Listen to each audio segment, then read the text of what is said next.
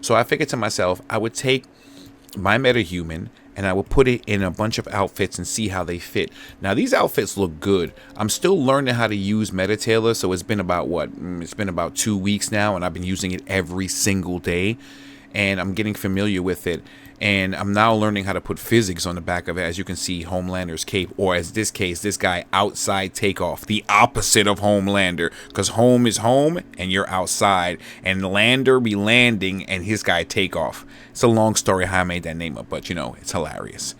So when I test out the physics, sometimes it's a little wonky, and to be honest with you, that's something that is not really something that some of the physics, when I you know, you look over here, you can see a little bit of pinching. Sometimes you see a little wonkiness with that, but that could be fixed because you can go in here and manually fix all that stuff. But to tell you the truth, I think I'm just going to leave the cape the way it is. Probably remove the cape from Meta Taylor, because you can remove the cape too.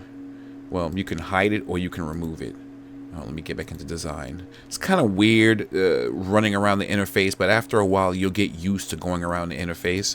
So I get rid of the cape and I can export this. Now I even took it a step further, and I went to Sketchfab and I went to a couple other places, and I just downloaded nothing but a bunch of clothes so I can test it out. A couple of different footwear. I even went in. I even assorted all the folders. I put everything in the different footwear folders. I even put a little thumbnail inside of them, you know, just to test certain things out, like these like this Dragon Ball Z shoe. I realized one thing with using MetaTailor is if you import shoes, I would highly recommend don't importing both of these shoes. Sometimes if they're not in the right position and they're not symmetrical, you're gonna have problems putting it on your character. So get rid of one shoe and then import only one shoe, and then once you fit that shoe correctly, mirror it along the axis. That's what I do. As a matter of fact, instead of me telling you, I can show you if I can find MetaTailor. You know, like this shoe is one shoe. Sorry, this shoe is one shoe that I brought in, and when I click on it, I can mirror the shoe. And then see, so I only brought in one shoe. I put it the way I wanted it to be. Let me see if the stack is a little different. I want the suit inside the pants, so let's see if it changes that.